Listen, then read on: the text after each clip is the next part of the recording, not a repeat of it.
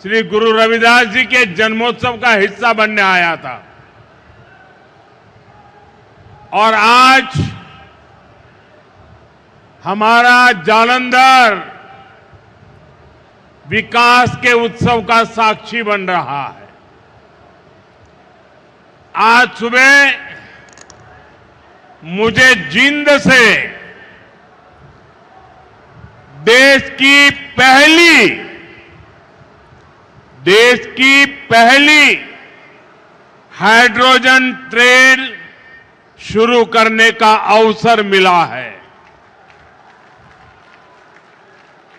आज जींद से ही मुझे कुरुक्षेत्र में एक भव्य सिख म्यूजियम के शिलान्यास का सौभाग्य मिला है। ये म्यूजियम हमारी गुरु परंपरा को, गुरुओं के ज्ञान को भावी पीढ़ी तक पहुंचाने में बड़ी भूमिका निभाएगा। ये गुरुओं की शिक्षाओं, उनके बलिदान और सेवा की परंपरा को जीवंत रूप में प्रस्तुत करने वाला प्रेरणा केंद्र बनेगा। हरियाणा की भाजपा सरकार ने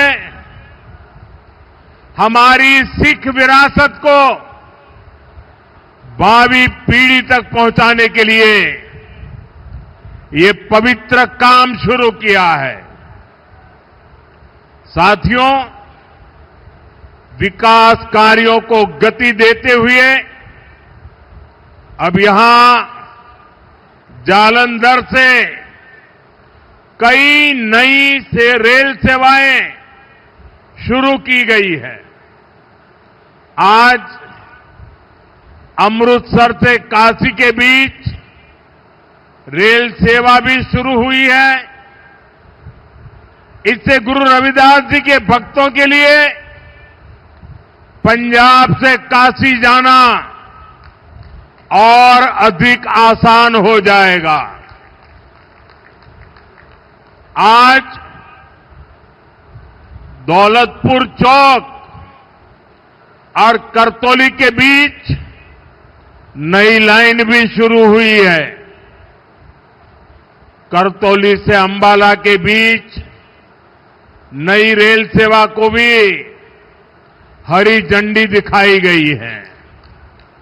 साथियों, आज ही लुधियाना बाईपास का शिलान्यास, दिल्ली अमृतसर कटरा एक्सप्रेसवे के एक और सेक्शन का लोकार्पण हुआ है।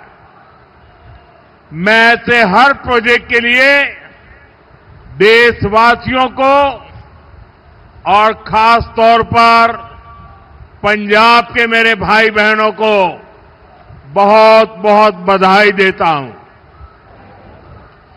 आज भारत सरकार कनेक्टिविटी के, इंफ्रास्ट्रक्चर के अनेक ऐसे प्रोजेक्ट पर पंजाब में काम कर रही है। पंजाब में भाजपा सरकार नहीं है, लेकिन हमारा पंजाब विकसित हो, इसके लिए केंद्र की भाजपा एनडीए सरकार कोई कसर बाकी नहीं छोड़ रही है। साथियों, आज मैं विशेष रूप से जालंधर के लोगों की भी सराहना करूंगा, जिन्होंने स्वच्छता से स्वागत पहल के माध्यम से इस कार्यक्रम को और सार्थक बना दिया है। श्री गुरु रविदास जी ने समरसता और सामूहिक प्रयासों का जो संदेश दिया था, उसे आप सभी ने अपने व्यवहार में जीवंत किया है। ये अभियान कर्तव्य भावना का भी उत्तम उदाहरण बन रहा है।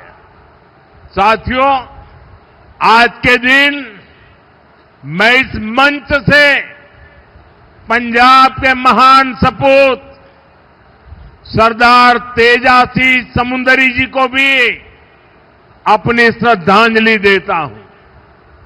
आज उनका 100वां शहादत दिवस है। उन्होंने अंग्रेजी शासन काल में सिख हितों की रक्षा के लिए अनेक आंदोलन किए। सरदार तेजासी जी ने अपना पूरा जीवन मातृभूमि की सेवा में समर्पित कर दिया। आज से शुरू हो रहे उनके शहादत वर्ष से जुड़े कार्यक्रमों से हम सभी को प्रेरणा मिलेगी। साथियों, केंद्र की भाजपा सरकार की भी प्राथमिकता है भारत के हर नागरिक की सेवा, भारत के हर नागरिक का जीवन आसान बनाना और उसे आगे बढ़ने के लिए नए नए अवसर उपलब्ध कराना। और इसलिए हम नागरिक देवो भव इस मंत्र पर चल रहे हैं। गरीब हो, मिडिल क्लास हो, ऐसे हर परिवार को बेस्ट से बेस्ट सुविधा मिले, ये हमारा प्रयास है।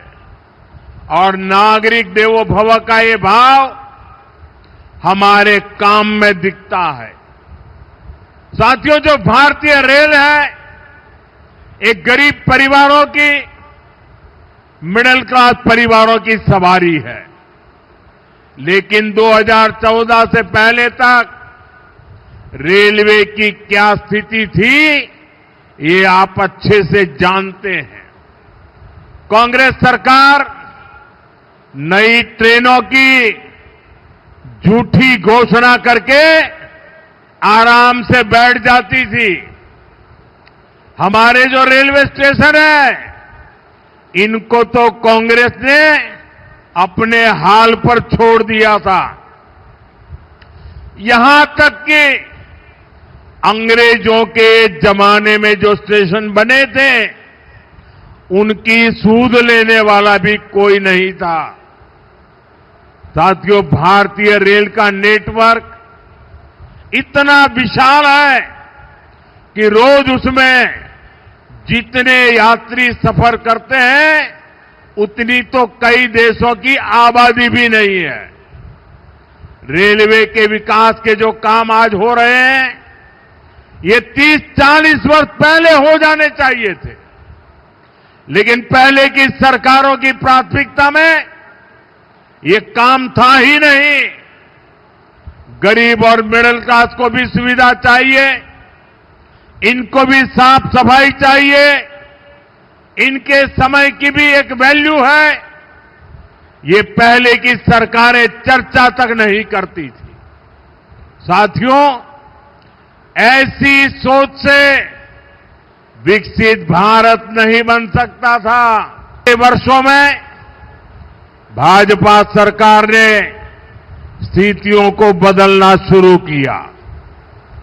आज पूरे देश में रेलवे स्टेशनों का कायाकल्प किया जा रहा है। अमृत भारत स्टेशन स्कीम के तहत 1300 से ज्यादा रेलवे स्टेशन को आधुनिक बनाया जा रहा है और इनमें से कई स्टेशन पर काम पूरा हो चुका है। आज ऐसे ही 75 स्टेशन का लोकार्पण किया गया है। साथियों, जब आप यहां जालंधर कैंट स्टेशन में जाएंगे, तब आपको एहसास होगा कि वाकई हमारा देश विकसित राष्ट्र बनने की ओर बढ़ रहा है। ये केवल स्टेशन नहीं है, ये एक प्रकार से सिटी सेंटर